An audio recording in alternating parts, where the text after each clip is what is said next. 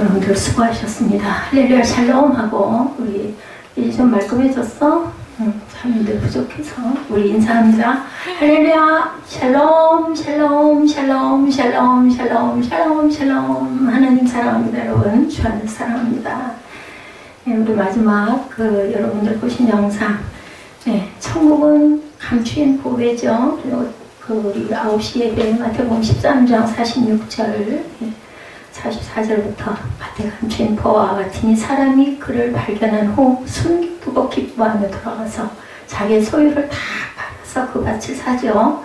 천국은 마치 좋은 진주를 구하는 장사와 같다라고 말씀합니다. 극히 값진 진주 하나를 발견하며 가서 자기의 소유를 다 팔아 그 진주를 사느니라. 아까워하지 않는 물질을 가지고 나와 내 가족뿐만이 아니라 이웃을 위해서 하나님께 감사하면서 섬길 때 하나님께서 우리를 축복해 주신다. 무엇까지? 영혼의 구원까지 주시는 10사람 중에 한 사람이에요. 여러분들 좁은 길이 그래서 좁은 길인 줄로 믿습니다. 그 길을 발견하시고 가는 천국의 보화를 발견하신 저와 여러분 되시기를 주님의 이름으로 축복합니다. 사무엘아 왜 땅 쳐다봐? 절대로 예배 시간에 땅 쳐다보지 말자. 그것만 실천해 주기 바래. 중국 고사에 이런 이야기가 있습니다. 장자 여러분들 아시죠? 노자, 장자, 순자 이러시죠. 중국의 학자죠. 하루는 활을 가지고 밤나무 숲속을 산책하고 있었습니다. 그때 밤나무 숲 남쪽에서 날아온 까치 한 마리를 발견합니다. 장자가 활을 겨냥하여 까치를 쏘려고 하는데 까치는 정신없이 다른 곳을 바라보고 있어요. 한눈 파니까 결국 어떻게 됐을까? 죽겠죠.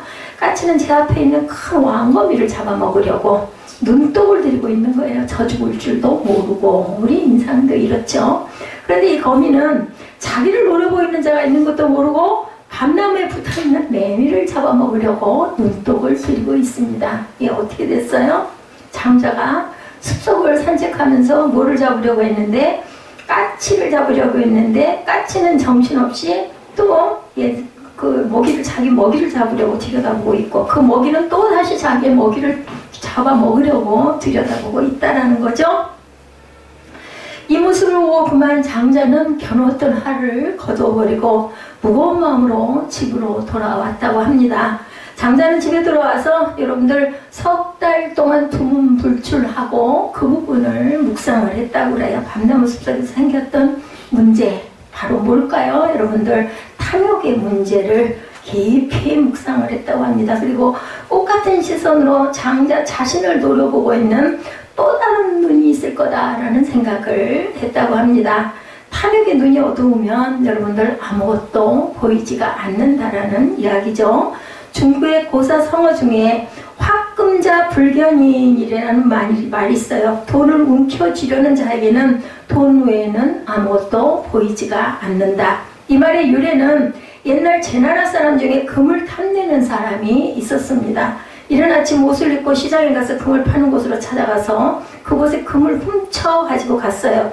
포조에 그를 체포한 다음 그에게 묻습니다. 오늘 본문 말씀이 아간의 이야기예요. 아간이 하나님께서 전쟁을 하고 나서 거기서 거두어지는 노획물을 하나도 너희들 가지면 안 된다. 다 불살라버려라 했는데 그만 아간이 탐욕의 눈이 어두워져 가지고 어떻게 했어요? 옷 외투도 그리고 금덩이도 은도 감추죠. 그래서 그걸로 인해서 하나님이 너희 백성들을 다 치겠다 했더니 다들 여호수아가 누구냐 하고 서로 제비를 뽑았는데 걸린 게 바로 아간이라는 사람이었고 아간이 실토함으로 인해서 어떻게 했어요?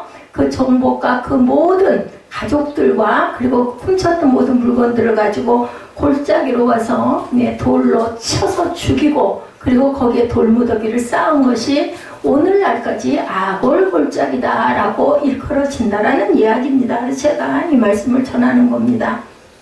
장자가 탐욕을 먹이를 사냥하려고 했다가 그 먹이가 또 먹이를 노려보고 있고 또 그 먹이는 또 그 먹이를 노리고 있는 것을 보고 탐욕의 눈을 보고 묵상하다가 나를 노리는 뭔가가 있을 것이다 라는 생각을 했던 것. 그리고 또한 중국의 고사성어 중에 화금자 불견인이란 말, 돈을 움켜쥐려는 자에게는 돈 외에는 아무것도 안 보인다. 천국의 보화를 감춰 놓으셨어요. 여러분들 제가 9시 예배도 얘기했지만 만약에 돈이 많은 사람, 권력이 센 사람, 그죠? 그리고 명예가 있는 사람, 만약에 천국의 비밀이 감춰져 있지 않다면 이런 사람들이 천국을 차지할 겁니다. 뭐 힘이 있으니까, 돈이 있으니까, 뭐 돈만 있으면 안 되는 게 없다고 그러죠. 하늘에 별을 따달래도 따줄 거라는 얘기가 있습니다. 그런데 다행스러운 일이에요. 감춰 놓으셨기 때문에 그것을 깨달아 알고 그것을 느끼고 그것을 강구하고 그걸 갈구하고 사모하는 자에게만 보여주시는 비밀이기 때문에 남녀노소 귀천 아무 상관없어요. 발견만 하고 가고자 하면. 근데 그 길이 좁은 길이다. 아까 여러분들 영상 보셨죠? 10명을 다 깨끗하게 했는데 한 명만, 그것도 이방인이, 유대인이 아니죠. 이방인은 뭐예요? 축복받지 않은 나라의 그런 사람만이 한 명이 와가지고 감사와 영광을 돌리다 보니까 너는 구원을 받았다 해서 구원까지 받는 역사가 일어납니다. 하나님을 만나요. 예, 하나님의 은혜를 주세요. 햇빛도 주시고 공기도 주시고 여러분들 생활도 하시고 학교도 다니게 하시고 부모도 주시고 그리고 내가 직장도 있고 결혼도 하고 아내도 있고 남편도 있고 다 이렇게 있는데 어떤 그것에 대한 하나님의 은혜를 깨닫고 감사하고 하나님께 나아가는 자에게는 구원의 축복도 함께 주신다라는 이야기입니다. 그래서 이 탐욕으로 인하여 아간과 그의 가족이 무슨 짐승이 무슨 죄가 있겠어요? 그 노비 종복 모든 말과 소원 모든 것들이 다 묻혀가지고 돌에 두들겨 맞고 죽는 이러한 사건이 일어납니다. 하나님 인간의 죄 문제를 이렇게 엄청나게 심각하게 다루신다라는 거예요. 그냥 눈 감아주시거나 못 본 척 하시고 지나치시면 될 것 같은데 한 번쯤 그럴 수도 있을 것 같은데 분명한 것은 회개를 한다 하더라도 거기에 대한 벌은 분명히 보응이 따른다는 것을 알아야 된다. 만약 여러분의 자녀가 죄를 짓고 나쁜 길로 가고 있는데 그냥 눈 감아버리면 어떻게 되겠어요? 야단쳐야 되겠죠? 눈 감아버린 부모가 아닙니다. 자녀는 매우 나쁜 인간으로 전락합니다. 나중에 큰 범죄자가 되고 사회를 불행하게 만드는 사람이 될 수도 있습니다. 부모는 자기 자녀를 사랑하기 때문에 훌륭한 자로 잘 성장하게 하기 위해서 계속 타이릅니다. 사무엘이 나하고 얘기를 조금 하다가는 알았어 해요. 정말 꾀심스럽죠. 얘를 전화를 끄고 이놈 자식 내가 전화를 하나 가라. 다시는 내가 이 녀석한테 연락은 안 할 거야. 각오를 합니다. 그런데도 또 시간이 조금 지나고 나면 아이고 이 녀석 뭐하고 있을까. 혹시 또 독을 품고 독을 먹고 앉았는 건 아닌가 이런 염려가 되니까 또다시 연락을 하게 되는 것처럼 하나님께서는 저와 여러분을 계속해서 훈계하시고 말씀을 통해서 찬양을 통해서 저 장미꽃 이슬 위에 그 찬양 얼마나 아름답습니까? 더 원어로 들으니까 또 더 영어로 들으니까 더 아름답고 은혜가 또 다르죠? 예, 음률이 아주 색다릅니다. 이런 은혜를 받아가지고 그것을 영광 돌리려고 하는 하나님의 그러한 자녀들도 있을 것이고 좋은 번연처럼 설교가가 돼가지고 그저 아직 목사가 되기 전에 이곳저곳에 전도를 하다가 그만 잡혀 들어가가지고 12년 동안 옥살이라면서 거기서 또한 감사하면서 성경을 열심히 읽고 연구해가지고 철로역정이라는 대작을 만들어가지고 귀한 인생으로 높여주시는 하나님이라는 것을 여러분들 절대로 잊지 마시기 바랍니다. 제 얘기가 아니라 하나님 본문에 관한 아간의 사건을 통해서 하나님의 말씀과 교훈을 말씀드리고자 위해서 이 부분들을 말씀했습니다. 죄는 절대로 숨기거나 은폐할 수가 없는 것이다. 살짝 숨길 수 있어요. 근데 분명한 것은 자기 자신의 양심과 하나님은 분명히 알고 계신다라는 거죠. 오늘 본문의 내용입니다. 아까 읽으셨죠? 여호수아는 하나님의 지시를 받고 백성과 함께 여리고성을 7바퀴 돌고 지난주 말씀입니다. 그리고 나서 성을 함락시켰어요. 기적이죠. 어떻게 돌기만 했는데 나팔을 불고 함성 지르니까 그냥 그 견고한 난공불락의 여리고성이 와르르 무너지는 역사가 앞장에 있었어요. 그죠? 6장에서 여호수아는 백성들에게 명령하죠. 6장 16절에서 19절에 보면 7번 제사장들이 나팔을 불 때 여호수아가 백성에게 이르든지 이제 외치라. 그동안 소리를 내지 말라 하다가 순종이에요. 이것은 여호와께서 너에게 이 성을 주셨느니라. 이렇게 외칩니다. 이 성과 그 가운데 있는 모든 것은 야훼께 온전히 바치되 기생 라합과 그 집에 동거하는 자는 모두 살려주라. 이는 우리가 보낸 사자들을 그가 숨겨주었습니다. 어땠어요? 기생 라합은 하나님의 계심을 알죠? 소문으로 듣고 알고 믿습니다. 그래서 일찌감치 하나님을 경외하고 그러한 파송된 그런 사람들을 감춰줘요. 이스라엘에서. 그 나라가 여리고가 어떤가 알아보려고 파송됐다가 도망자였었던데 그 사람들을 감춰줌으로 인해서 구원을 받는 역사를 우리가 압니다. 너희는 온전히 바치고 바친 것 중에 어떤 것이든 취하여 너희가 이스라엘 진영으로 바치는 것이 되게 하여 고통을 당하게 되지 않도록 오직 너희는 그 바친 물건에 손대지 말라. 음금과 동철 기구들은 다 야훼께서 구별한 것이니 그것을 야훼 곳간에 드릴지니라 하니라. 이렇게 말씀을 했는데 그만 그것을 어겼다는 겁니다. 7장 1절에 이스라엘 자손들이 온전히 바친 물건으로 말미암아 범죄하였으니 이는 유다 지파 셀라의 증손 삭디의 손자 갈미의 아들 아간이 온전히 바친 물건을 가졌습니다. 야훼께서 이스라엘 자손들에게 진노하시니라 명령하셨는데도 듣지 않고 살짝 감춘 것을 하나님께서는 보셨다는 겁니다. 아간이 도적질하는 물건에 대해서 구체적으로 19절에서 21절에 기록하고 있죠. 우리 한번 읽습니다. 그러므로 여호수아가 아간에게 이르되 내 아들아 청하노니 이스라엘의 하나님 야훼께 영광을 돌려 그 앞에 자복하고 내가 행한 일을 내게 알게 하라. 그 일을 내게 숨기지 말라 하니 아간이 여호수아에게 대답하여 이르되 참으로 나는 이스라엘의 하나님 야훼께 범죄하여 이러이러 행하였나이다. 내가 노력한 물건 중에 시날산의 아름다운 외투 한 벌과 은 200세겔과 그 무게가 50세겔 되는 금덩이 하나를 보고 탐내어 가졌나이다. 보소서 이제 그 물건들을 내 장막 가운데 땅속에 감추었는데 은은 그 밑에 있나이다 하더라. 그래도 아간은 고백했어요. 아니라고 잡아떼질 않았죠. 아간은 이스라엘 백성들이 여리고성을 취할 때 물질의 눈이 그만 어두워져요. 그거는 저와 여러분들도 마찬가지입니다. 그런 마음이 들죠. 살짝 그 많은 것 중에서 그거 하나가 뭐 어쩔 거야 이런 마음이 들었겠죠. 하나님이 여호수아를 통해서 명령하신 말씀을 어겼습니다. 순종하지 않았죠. 시날산 바벨론산 아름다운 그 산에 외투 한 벌과 은 200세겔 그리고 50세겔의 금덩이 하나를 훔쳐서 자기 장막에 구덩이를 파고 그것들을 몰래 숨겨두었던 그러한 내용입니다. 이 아간의 죄로 하나님은 그만 진노하십니다. 내 명령을 너희들이 어기느냐. 그래서 여호수아와 백성들이 그 다음 성인 아이성을 치실 때 그들과 함께하지 않으셔가지고 조그만 아이성, 여리고성, 난공불락의 그 큰 성도 쉽게 무너뜨렸는데 아이성 때는 패배를 하고 맙니다.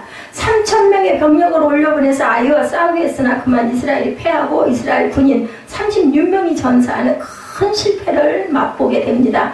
여호수아와 백성들이 하나님께 엎드려 울며 부르짖어 기도했을 때 하나님은 아간의 죄 때문이다 라고 말씀을 하신 거예요. 그래서 백성들이 지파별로 제비를 뽑았는데 아간이 제비에 뽑히고 범죄를 자백받게 됩니다. 이 제비의 사건이 이 사건 때부터 이때부터 일어난 게 제비 뽑기입니다. 여호수아 7장 21절이죠. 내가 노력한 물건 중에 시날산의 아름다운 외투 한 벌과 은 200세겔과 그 무게가 금덩이 하나를 보고 탐내어 가졌나이다. 이렇게 고백을 하는 일이 일어납니다. 아간은 시날산 옷 한 벌과 은과 금을 몰래 훔쳐와서 자기 텐트 밑에 땅을 파고 파묻어 숨기고 은폐했던 것. 아무도 모르게 살짝 숨긴 것 같은데 그만 하나님께서 아이성을 점령하는 걸 실패하고 하게 함으로 인하여서 그것을 묻는 백성들에게 대답하죠. 죄는 절대로 우리는 숨기지 말아야 된다. 하나님의 눈을 절대로 속일 수가 없습니다. 여호수아 7장 19절에 보면 그러므로 여호수아가 아간에게 이르되 내 아들아 얘기합니다. 어떻게 아들이라고 불러요? 근데 여호수아는 이렇게 아주 정말 온유한 그런 종이었다는 거죠. 이스라엘의 하나님 야훼께 영광을 돌려 그 앞에 자복하고 내가 행한 일을 내게 알게 하라. 그 일을 내게 숨기지 말라 하니 죄는 짓지 말아야 되고 그렇죠. 이 정도로 고백을 하면 살려줘야 되지 않을까요? 그런데 결국은 그 죄대로 죄값을 받았다라는 거죠. 예, 혹시 죄를 지었으면 속히 하나님 앞에서 자백하고 회개해야 되는데 유대인의 탈무드에 사람을 평가하는 세 가지 기준이 나옵니다. 이 세 가지는 다 죄를 짓는 것과 관련이 있습니다. 카이소 돈주머니 조심해야 되겠죠? 돈주머니를 잘 열어야 되고 잘 닫아야 되고 잘 갈무리도 할 줄 알아야 됩니다. 돈이 있어야 살아요. 그죠? 필요 불가결의 겁니다. 먼저 그 사람의 인격을 측정해 볼 수 있는 가장 좋은 방법 중에 하나가 돈주머니. 돈주머니를 손에 쥐어주면 알 수 있다는 거예요. 그가 어떻게 그 돈을 쓰는가. 예, 그것을 보면서 그 사람을 알 수 있다. 돈으로 선을 행할 수 있는 사람이지 아니면 돈으로 가지고 자기 욕심을 채우고 자기 뱃속을 채우고 예, 탐욕을 아까 그 로펠러 얘기 여러분들 보셨죠? 이런 사람인지 어머니가 물려주셨죠? 11조 생활해라. 맨 앞자리에 앉아라. 목사의 마음을 아프게 하지 말라. 라는 그 세 가지 교훈을 지켰다라고 얘기합니다. 그래서 그 사람을 부자로만 보질 않는다는 거죠. 어마어마한 일을 많이 했죠. 한 사람이 어떻게 그렇게 대단한 일을 많이 할 수 있었을지 주신 부를 사회에 환원하는 내용입니다. 돈으로 선을 행할 수 있는 사람이 되어야 되겠죠. 두 번째로 고소술잔입니다. 돈 못지않게 사람을 흔드는 게 바로 술이죠. 사람들이 술 때문에 여러 가지 일들이 생기고 사고를 저지릅니다. 술로 인해서 인생을 망치고, 그래서 처음에는 사람이 술을 먹다가 나중에는 술이 사람을 먹는다. 그래서 우리 기독교는 술을 가까이 하지 않고 술을 아예 입에도 대지 않게 합니다. 왜냐하면 아예 한두 잔 어떻겠어요. 그죠? 맥주 한 잔 시원하게 여름에. 근데 그게 어떤 상황 되면 한 잔이 두 잔 되고, 두 잔이 세 잔 되고, 어떤 상황만 되면 자꾸 그것이 생각이 나게 되고 많이 마시게 되고, 화가 나고 분이 나면 그게 독이 돼서 나를 파괴시키기 때문입니다. 세 번째로 하이소, 분노입니다. 분노. 어떤 경우에 분노하는가를 보면 사람의 인격이 어떤지를 알 수가 있다. 제가 이 부분을 잘 절제를 못합니다. 옳지 않은 걸 보면은, 그걸 또 거짓말하는 걸 보면 아직 견디지를 못하죠. 이걸 다스릴 줄 알아야 된다. 예, 분노를 다스리지 못할 때 차라리 또한 내가 죄를 짓는다. 나는 절대로 그 부분에 내가 정말 당한 사람인데도 불구하고 내가 분노함으로 내가 하나님께 죄를 짓는 거죠. 하나님의 앞에 우리 죄를 용서받고 긍휼히 여김을 받는 길은 솔직히 자기가 죄인임을 고백하고 그 죄를 십자가 아래 내려놓고 회개하는 길밖에 다른 길이 당연히 없습니다. 영국의 황태자가 죄인들이 수감되어 있는 감옥을 시찰했습니다. 황태자를 만난 죄수들은 하나같이 나는 죄가 없고 억울하게 감옥에 왔다고 다들 호소를 합니다. 황태자를 붙잡고 그들의 말에 의하면 그 감옥은 모두 억울한 사람들만 잡아가다 가둔 그러한 감옥이에요. 황태자는 실망합니다. 마지막으로 한 감옥에 눈물을 흘리고 있는 죄수가 있었어요. 황태자가 자네는 무슨 죄로 감옥에 왔는가 하고 물었습니다. 저는 헤아릴 수 없이 많은 죄를 짓고 들어왔습니다 라고 대답해. 단 한 사람이에요. 단 한 사람. 황태자가 자네가 지은 죄 중에 가장 큰 죄가 뭔가 하고 묻습니다. 죄수는 대답하기를 저는 그리스도를 모르는 죄를 지었습니다. 가장 큰 죄입니다 라고 고백을 했다고 합니다. 그래서 황태자가 그 죄인 앞에 무릎을 꿇습니다. 나도 하나님을 모르는 큰 죄인이었어. 황태자는 복받치는 눈물로 회개를 하고 그 죄인을 꼭 석방시켜서 자신의 비서로 삼는 일이 있었다고 합니다. 장자크 루소는 말하기를 과실은 창피한 것이 아니다. 회개치 아니한 것이 부끄러운 일이다 라고 얘기를 합니다. 우리는 과실을 맨날 저질러요. 그죠? 하루에도 수없이. 저도 마찬가지입니다. 그런데 그만 마음에 거리낌이 오면은 그것을 회개하지 않고는 견딜 수가 없어지는 거예요. 하나님이 붙들고 계신 거예요. 너무 감사한 거죠. 주님께로 가죠. 나는 내가 실수로 죄를 짓는다면 주님께로 가겠습니다. 고백하시기 바랍니다. 나는 내가 다시 죄를 짓는다면 다시 주님께로 가겠습니다. 나는 내가 또 죄를 짓는다면 또 주님께로 가겠습니다. 나는 내가 거듭죄를 짓는다면 거듭 주님께로 가겠습니다. 나는 내가 7번 죄를 짓는다면 7번 주님께로 가겠습니다. 내가 70번 죄를 짓는다 해도 주님께 나아가겠습니다. 나는 나를 용서하지 못해도 주님은 용서해 주시고 남은 나를 용서하지 못해도 주님은 용서해 주십니다. 주님의 무한한 사랑을 믿고 주님께로 가겠습니다. 이 고백이 저와 여러분의 고백이 되시기를 주님의 이름으로 축복합니다. 우리 자녀들을 생각해 보시면 알아요. 부모가 돼야 그래야 어른이 된다라는 이야기가 그냥 있는 게 아니죠.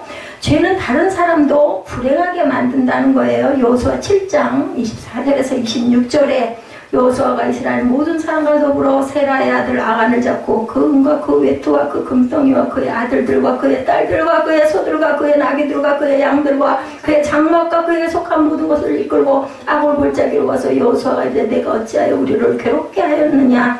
야훼께서 오늘 너를 괴롭게 하시리라 하니 온 이스라엘이 그를 돌로 치고 물건들도 돌로 치고 불사르고 그 위에 돌무더기를 크게 쌓았더니 오늘까지 있더라. 야훼께서 그의 맹렬한 진노를 그치시니 그러므로 그곳 이름을 오늘까지 아골 골짜기로. 아골 골짜기라는 뜻이 여러분들 고통의 골짜기예요. 고통의 골짜기. 예, 범죄한 아간을 골짜기로 끌고 가죠. 본문을 자세히 보면 그의 아들과 그의 딸들과 세상에나 소와 양과 나귀들까지 골짜기로 다 끌고 갑니다.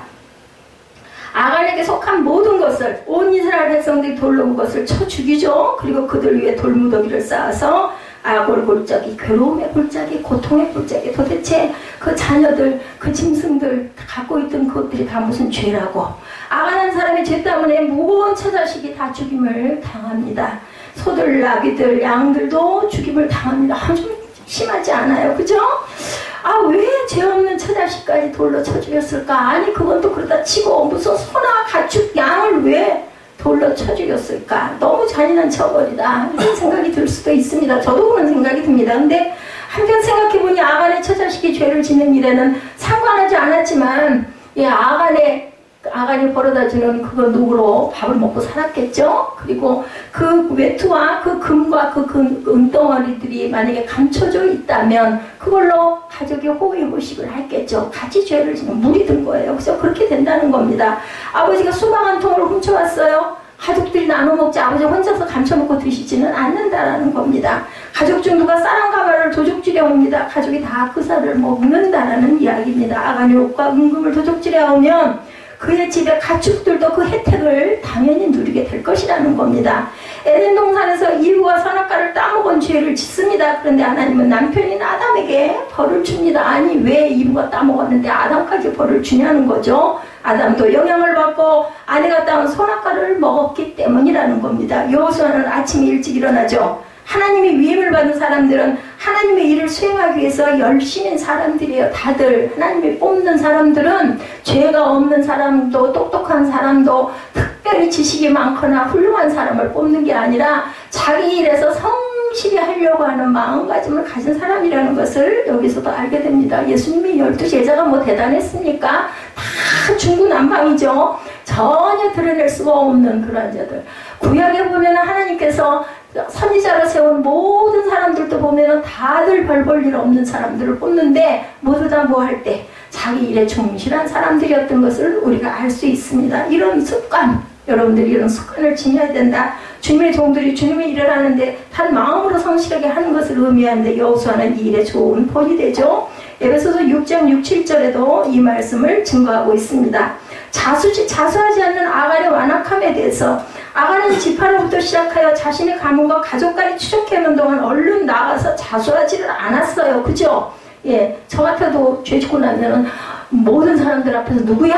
하고 부르면 어떨 것 같아요? 접니다. 아마 그러기 쉽지가 않아요. 예, 우리 그 평양 대부흥운동 때 길선주 장로가 벌떡 일어나서 나는 내 친구의 돈을 내가 훔쳤나이다 라고 고백을 시작하고 울고 자백하고 회개하니까 모든 사람들이 나도요 하죠. 중요한 것은 그죠? 제일 첫 번째 선봉이 중요합니다. 그만큼 그의 양심은 무디어 있었고 마음이 강팍했는데 사람이 한번 타락해서 양심이 무디어지면 점점 그거 만약에 살짝 넘어가면 어떨까요? 그 다음에는 외투 한 벌이 아니라 10벌쯤 훔칠 것 같습니다.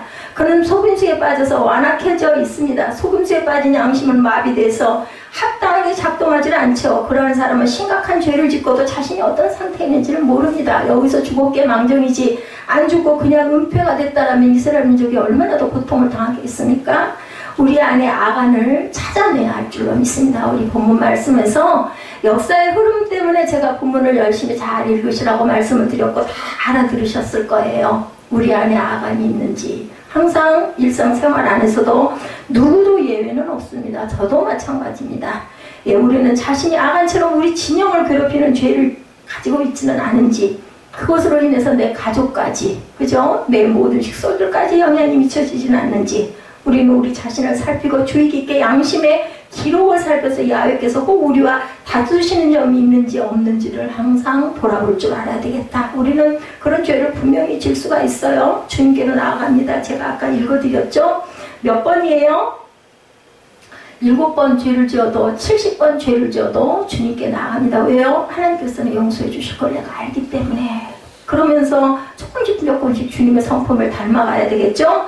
마침내 범죄자가 확정되죠. 18절에 죄의 속임수에 빠진 사람의 양심은 감각이 없어요. 이미 그는 일상생활 가운데 하나님 앞에 양심을 따라 행하지 않기 때문입니다. 사람이 직접 하나님 앞에 자신의 행위를 책임지지 않고 그저 단체나 사람을 따르다 보면 의의 표준이 양심이나 하나님의 진리가 아닌 단체의 노선이나 사람들의 말에 있게 됩니다. 그래서 악한 일도 거침없이 합니다. 아이고 내가 사역자인데 이 정도쯤이야 하나님이 그저 눈 감아 주시겠지 내 상황이 이래서 이런데 이럴 수가 있습니다. 저도 그런 부분이 있는 것 같습니다. 그는 오랫동안 하나님을 두려워하는 생활을 하지 않았어요. 그런 생활이 그를 그렇게 대담하고 무감각하게 만듭니다. 다섯 번째로 아간을 내 아들이라. 여호수아가 아까 중간에 제가 말씀드렸죠. 여호수아는 그를 오 이스라엘의 대적자라든가 오 문제하여 너는 죽어 마땅해 이렇게 얘기하지 않았다라는 겁니다. 그를 내 아들아 라고 부릅니다. 범죄하여 이스라엘에게 커다란 실패를 안겨준 죄인을 참으로 긍휼이 가득한 호칭으로 부른 것을 봅니다. 이는 참으로 생명 안에 있는 사람의 처사고 여호수아는 이 심각한 순간에 죄인에게 고백할 것을 권면해요. 무슨 말입니까? 사랑으로 권면할 줄 알아야 된다는 거예요. 너 따위로 하니까 그렇지 이렇게 하지 말고 사랑으로 권면해라. 내 행한 일을 내게 고하라. 그 일을 내게 숨기지 말아라. 하나님 백성 가운데 인도자의 겸손과 온유가 중요하다. 우리가 잘못하니까 야단을 쳐요. 잘못하니까 그저 때려주게 해도 돼요. 그렇지만 사랑으로 다스릴 줄 알아야 되겠다. 스스로 회개해야 합니다. 그런 죄악을 자백하였지만 스스로 회개한 것이라기보다는 여호수아의 명령에 따랐어요. 근데 거기서도 잡아뗄 수도 있었을 것 같아요. 근데도 그때 그 시절에 아간의 안에는 두려움이 있었습니다. 그는 품목들을 일일이 고백하죠. 회개하는 사람은 대충 회개하지 말고 전부 다 일일이 낱낱이 고할 줄 알아야 되겠다. 아간이 도적질한 물건들의 목록이 나타나죠. 그가 도적질한 물건은 바벨론산 외투 한 벌. 이는 영적으로 말해서 다른 사람들에게 좋게 보이고자 하는 외식을 얘기합니다. 그걸로 치장함으로 인해서 보기 좋아 보이게 하는. 바벨론이란 그 자체가 혼돈이고 섞인 것이다. 영적인 것과 육적인 것, 하나님께 속한 것과 사람에게 속한 것이 함께 있는 것을 의미합니다. 이스라엘 중 아간에게 있는 이런 죄를 처리하지 않으면 이런 죄는 사람의 육체에 걸맞는 것이기 때문에 많은 사람을 미혹하겠죠. 그 외투 입은 걸 보고는 아이고 나도 요즘에 뭐에 명품들 그죠? 아 누가 그 백을 들었대. 아이고 누가 뭐 어디에 그 세상에 하나밖에 없는 뭔가를 입었대 하면은 막 그 욕심을 내죠. 이게 그렇게 되는 미혹이 된다는 거죠. 이런 것들을 다 태워버리라고 명령하죠. 아간은 외투 한 벌만큼은 자신을 위해서 남겨둔 거예요. 외식은 말하자면 편한 길입니다. 실제가 없어도 외적으로만 그럴듯하게 보이기를 원한다. 제가 이 외식에 아주 빠져 있었던 인간입니다. 하나님이 은혜로 이렇게 세워놓으셨지 죽어서 마땅하죠. 헌신과 충성이 없는데도 남들에게 있는 것처럼 보이는 것이 바로 외식입니다. 신앙의 삶 외투란 바로 그런 것이고 속에는 별거 입지 않았는데 사람들에게 그럴듯하게 보이고 치장하고 싶어하는 그 마음 우리 마음속에 다들 있습니다. 아간은 외투만이 아니라 은과 금 그죠? 이것을 감추죠. 야외 곳간에 갖다 놓아야 할 것들이었어요. 6장 19절에 나타나 있습니다. 금과 은은 장래적인 것입니다. 즉 자신의 장래 삶을 편안하게 보장해 주는 것. 예를 들자면 뭐 적금 통장, 뭐 예를 들자면 뭐 우리 보험. 근데 그게 나쁜 거는 아니에요. 준비하는 부분이 나쁘진 않지만 하나님보다 위에다 놔서는 안 된다라는 겁니다. 어때요? 보암직도 합니다. 그럴듯도 하죠. 모든 죄악의 근원을 보는 것에서 시작된다는 그 눈이 굉장히 중요하죠. 그런데 감추인 보화는 하나님께서 은밀히 감춰놓은 것은 우리 눈으로 볼 수 없게 감춰놓으셨다는 것을 여러분들 기억하시기 바랍니다. 영적인 눈이 열려 있어야 된다. 이것은 에덴 동산에서 하와에게 있었던 일과 같습니다. 사람이 죄악에 빠지지 않으려면 보는 것에 주의해야 된다. 아간은 먼저 보았고 보다 보니까 탐심이 느껴집니다. 돌에 맞아서 죽습니다. 결국 아간은 그가 탈취한 모든 소유와 자녀들과 함께 멸망을 당했습니다. 백성들이 돌로 치고 불사르죠. 하나님의 명을 따라 자신들의 마음대로 사는 사람들은 결국 그 얻은 것과 더불어 멸망하게 된다는 것을 나타내주고 있습니다. 어떤 죄악은 그 죄의 분량이 커서 심판도 큽니다. 아간은 결국 이렇게 돌로 그 시대에 그런 사람은 돌에 치서 죽였어요. 그리고 불태웠어요. 여호수아는 내가 어찌하여 우리를 괴롭게 하느냐. 야곱께서 물레너를 괴롭게 하시리라. 그걸 때리고 치고 불사르는 것도 괴로운 일이에요. 그죠? 아이성에서 실패한 것도 괴롭습니다. 36명의 목숨을 앗아가게 되고 많은 사람이 부상을 당했을 거예요. 이 일로 인해서. 몰랐지만. 그래서 우리가 받는 용서는 어떠한 것일까? 제가 지금 단락별로 말씀드리고 있습니다. 10번째입니다. 우리가 받은 용서는 야훼께서 극렬한 진노를 그치십니다. 하나님은 범죄를 심판하지 않으신 채는 절대로 용서하지 않는 분이다. 크고 작은 자신의 잘못과 모든 것들은 언제 돌려받아도 돌려받는다는 것을 기억하시기 바랍니다. 그분은 사람의 죄악도 그 아들 안에서 심판하심으로 아들까지 심판을 합니다. 우리 인류를 구원하기 위해서. 하나님께서는 이런 분이기 때문에 어떤 분? 공의의 하나님이십니다. 우리가 받은 구원과 용서는 심판을 거친 것임을 절대로 잊지 마시고 하나님을 드러내고 찬양할 줄 아는 저와 여러분이 되셔야겠습니다.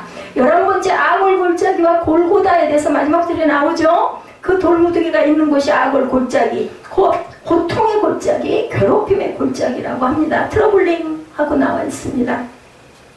이는 아간에 대한 영원한 수치의 표시, 지금까지 내려온다라고 얘기하죠. 예언자들은 악을 골짜기로 회복하는 소망의 곳으로 예언하기도 하죠. 어떤 사람은 악월이 골고다의 그림자라고도 얘기를 합니다.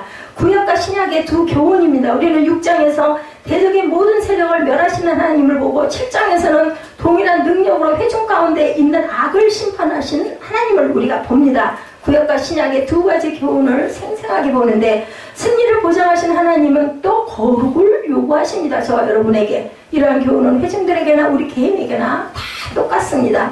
하나님이 우리와 함께 하시게 하려면 거룩하며 모순되는 것을 던져버려야 되고 하나님의 속성에 어긋나는 것들을 철저히 심판할 줄 알아야 돼. 내 안에 있는 것들도 철저히 우리가 반성하고 회개하고 내려놓고 버리고 비우고 우리가 회개할 줄 알아야 된다.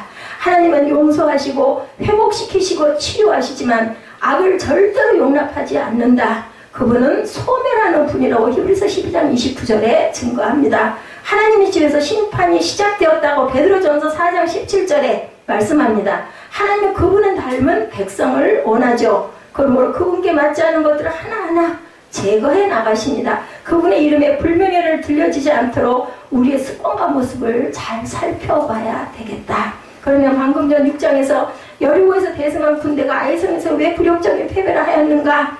제가 말씀드렸죠. 아간이 저주받은 물건을 취해서 범죄했기 때문인데 여기서 우리는 다른 차원의 한 가지 중요한 사실을 깨달아야 합니다. 하나님은 회중 가운데 한 사람의 죄로 전체 회중의 죄로 간주하신다는 것을 또한 잊지 말아야 되겠다. 10절에서 12절이죠. 야훼께서 여호수아에게 이르시되 일어나라 어찌하여 이렇게 엎드렸느냐. 이스라엘이 범죄하여 내가 그들에게 명한 나의 언약을 어기었나니 곧 그들이 바친 물건을 취하고 도적하고 시기하여 자기 기구 가운데 두었느니라. 그러므로 이스라엘 자손들이 자기 대적을 능히 당치 못하고 그 앞에서 돌아섰나니 이는 자기도 바친 것이 됨이라. 그 바친 것을 너희 중에서 멸하지 아니하면 내가 다시는 너희와 함께하지 아니하리라. 나와 함께하지는 않는 하나님이라고 하면 그런 일이 자꾸 일어나면 우리는 스스로 깨우치고 기도하고 돌아설 줄 알아야 되겠습니다. 이는 매우 엄중하신 하나님의 말씀입니다. 바울은 고린도 교회의 가늠한 형제에 대하여 쫓아내야 한다고 하면서 뭐라 그래요? 적은 누룩이 온 덩이에 퍼지느니라. 곰팡이 한 번 일어나면 어떻게 되는가요, 여러분들? 다 썩죠. 양파에 싹이 나고 조금 물렁물렁해지면 그 다음에는 썩어서 버려야 됩니다. 하나님은 아간 한 사람이 범죄한 것을 이스라엘이 범죄했다고 해요. 아간이 그랬지 어떻게 여호수아가 그랬습니까? 그런데 전체가 다 범죄했다고 얘기합니다. 하나님은 한 사람의 범죄를 모든 사람의 죄로 여기시고 당시 회중 가운데 임하신 야훼의 임재가 모두를 하나로 묶어서 심판을 합니다. 동일하게 지금도 지상에서 그리스도의 몸인 교회에 거하시는 성령께서는 우리 모두를 하나로 묶어서 새벽교회 안에 있는 성도들 하나로 묶어서 판단하신다는 것을 절대 잊지 말아야 되겠다. 그러므로 우리는 하나가 되어 해야 합니다. 서로서로 권면하고 서로서로 용서하고 서로서로 기도하고 서로서로 싸주고 보듬을 줄 알아야 되겠다. 그러므로 한 사람의 죄가 모든 지체에게 미치게 된다는 것을 잊지 말아야 되겠다. 한 사람의 죄가 모든 사람에게 영향을 준다는 사실을 알고 모두 우리가 서로서로 돌아보며 권면할 줄 알아야 되겠다. 누구도 자신의 몸에서 자신을 분리시켜서 독립할 수가 없죠. 팔, 다리 떼서 각각 하나로 할 수는 없습니다. 우리는 모두 한 성령의 역사로 연합된 한 몸의 지체들이라는 걸 잊지 마시기 바랍니다. 고린도전서 12장 26절에 만일 한 지체가 고통을 받으면 모든 지체도 함께 고통을 받고 한 지체가 영광을 얻으면 모든 지체도 함께 즐거워하나니라고 말씀합니다. 한 개인의 상태가 모든 다른 지체들에게 영향을 미친다는 것은 우리의 생활이 얼마나 중요한가를 우리에게 가르쳐 주십니다. 우리는 7장에서 오늘 본문 7장에서 악을 보고 작은 한 명의 악이 있어도 하나님은 그 회중과 함께 한다는 것을 잊지 말아야 되겠다. 교훈을 봅니다. 우리 개인이나 단체 속에 작은 악이 있을 때 하나님은 그들과 함께 하시지 않고 그 누룩을 철저히 심판하신다라고 말씀합니다. 여호수아는 회중을 다 소집해야 했고 악의 구원을 찾아 모든 피조물 앞에서 바벨론을 심판하기 위해서 하나님은 그들 가운데 악을 찾아내시고 돌로 치고 불사르고 돌무더기를 크게 쌓게 하십니다. 오늘날 우리는 큰 일을 하려는 미혹에서 벗어나서 하나님과 함께 나아가기 위해서 한 사람의 작은 것이라도 범죄한 것을 없애야 된다. 현재 사도행전 2장이 아니라 디모데후서 2장에도 나옵니다. 그러므로 오늘 우리는 큰 집의 불결한 그릇에서 벗어나 분별된 위치에 있어야 된다는 거죠. 경건의 모양을 갖고 있으며 경건의 능력을 부인하는 자들에게 돌아와야 된다라고 말씀을 합니다. 엔트로피 법칙이라는 것이 있죠. 열학적에 사용하는 용어인데 N은 에너지입니다. 엔트로피 법칙은 열은 높은 온도에서 낮은 온도로 흐르고 또 한 번 발생한 열은 소멸되는 것이 아니라 모든 사물에게 파급 효과를 주고 흩어져 잔존한다라는 뜻을 갖고 있습니다. 엔트로피 효과. 사람의 작은 행위도 그 행위 자체로 사라지는 것이 아니라 어떤 상태로든 다른 사람에게 그죠? 사물에게 행할 만큼 영향을 준다는 것을 잊지 말아야 되겠다. 여러분들 전에 제가 말씀드렸어요. 조나단 에드워드 가문과 맥스 주크의 가문 여러분들 아시죠? 맥스 주크의 가문과 조나단 에드워드 가문을 비교해서 연구학 결과가 나타나죠. 어땠어요? 예수를 잘 믿는 경건한 집안에는 아주 엄청난 숫자의 많은 이런 사람들이 많이 태어나는데 예수를 믿지 않았던 막스 죽스는 506명의 자손을 얻었는데도 불구하고 310명이 거지로 살고 150명으로 범죄자로 유죄 판결을 받고 그중 70명은 살인을 하는 그러한 일들을 저지릅니다. 예수 잘 믿는 조나단 에드워드 가문은 1394명의 자손 가운데 295명이 대학을 졸업했고 65명이 교수, 3명이 상원 의원, 2명이 주지사, 1명이 부통령, 30명이 판사, 102명이 변호사, 56명이 외과의사, 75명이 군대 장교, 100명이 선교사로 배출됩니다. 그의 가게에 미국 정부에 끼친 그런 나쁜 영향을 미친 사람은 한 사람도 없었다라고 합니다. 하나님의 아방과 그의 처자식들과 그에게 속한 가축들까지도 온 이스라엘 백성들이 돌로 쳐 죽이라고 한 것은 악한 죄가 여러분들 연병처럼 퍼져나가기 때문이라는 것을 절대로 잊지 마시는 저 여러분들 되시기를 주님의 이름으로 축복합니다. 우리 야고보서 5장 1절에서 6절까지 입술로 고백하시고 결단 찬양하시는 시간 갖도록 합니다.